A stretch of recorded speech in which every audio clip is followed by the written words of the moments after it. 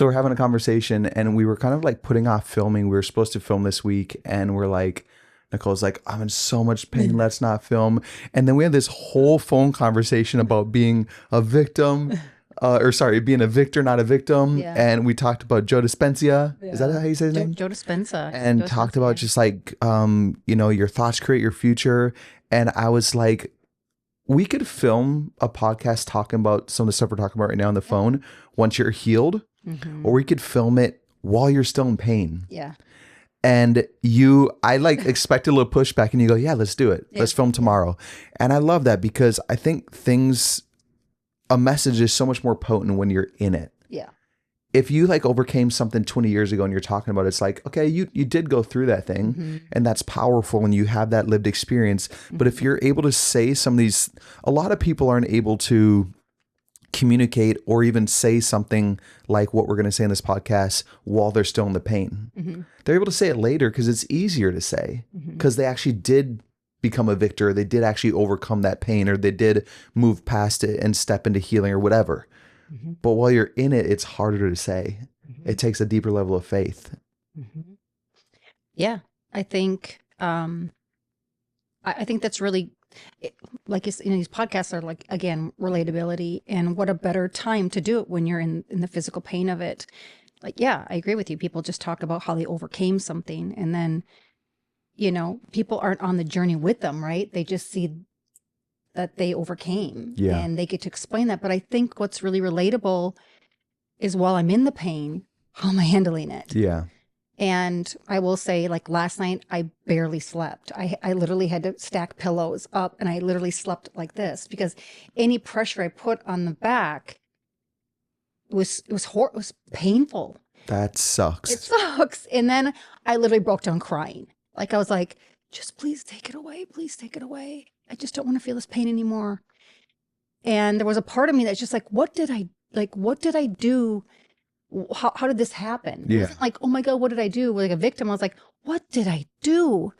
And then how do I avoid it happening again? Yeah, because it creates a sense of fear, and I've had, like I said, I've had this pain before, and my PT would say, you're guarding your, because we tend to guard, right? Like we don't want to feel the pain. So let me relate it to life. Yeah, that's not just physically, that's physical. Emotionally, yeah. But I asked myself, what am I guarding in my own life? Am I guarded right now? Am I guarded from a specific thing? What am I going through in my life? So it always goes back to me, and it teaches me to go inside of me. And I started journaling, and I started being very honest with myself. Like, am I guarded right now?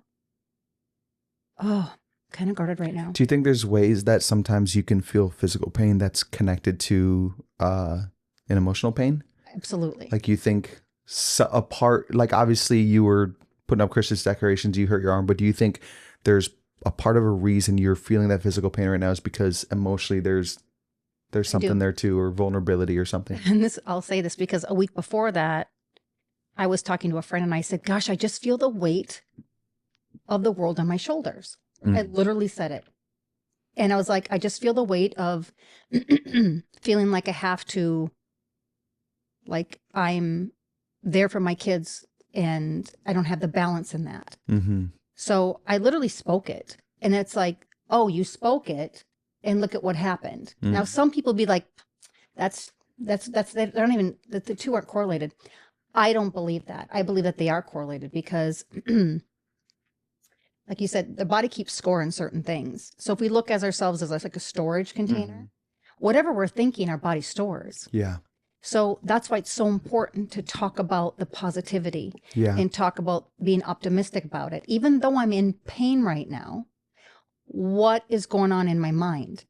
So if I learn to shift my thoughts to just that, I know I'm in pain right now physically because I'm feeling it and it sucks and it hurts and it's so painful. I wish it would go away. What is showing up for me where I get to learn from something? Yeah. Because that's how I believe. I believe that we're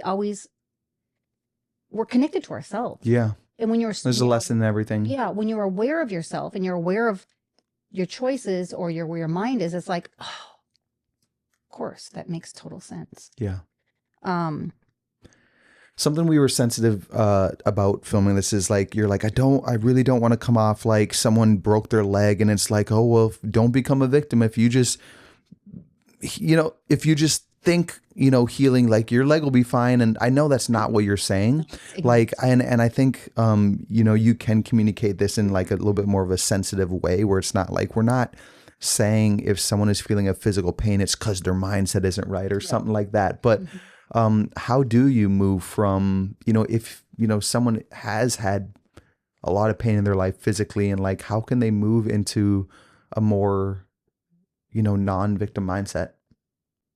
Well, that's challenging, right, in itself. Yeah. I think that the biggest thing that you have to be aware of is, am I in a victim mindset? Yeah. So how do you, if say, we'll look at some people and that's all that they know, right? Maybe they were taught that, or that's all that they know is to kind of feel sorry for themselves in the moment.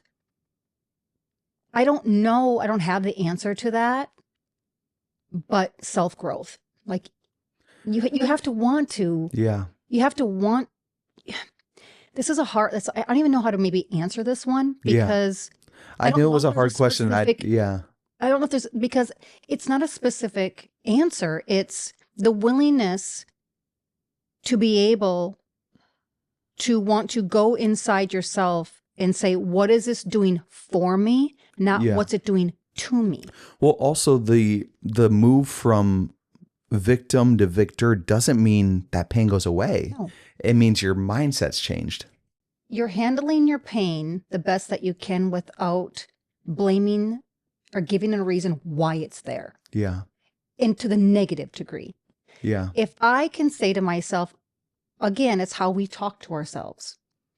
I got mad. Like it sucked. Like I have to use my right arm for certain things. I only have one hand, but I sat there and got a broken wing. Yeah, broken wing. I sat there and I thought, okay, although I have one arm that hurts, I still have one other arm that's working. It's working great. And I even thought this, I'm a right-handed person. Thank God it's my left and not my right. Yeah. It's being optimistic about what can I do when I'm not able to do what I want to do. Yeah. I want to, if you look at my, like there's Christmas stuff everywhere. Yeah. I can't finish that. I can hire somebody to do it, or I can sit in it and I can stew in it and be like, oh my gosh, I can't finish that. And poor me and, whatever. I'm like, no, I get this opportunity to say, my arm is not functional. What can I do in the meantime with my right arm? Who can I rely on to help me in those moments? Are the people that I can rely on in those moments? My children. Yeah. And then I get to look at the decorations and tell myself, I'll eventually get there. Yeah. It's not that big of a deal. Yeah. Even though it means a lot to me to want to have it up, and I was so excited. It's choosing to think about what you can do in the moments of physical pain, not what you can't do.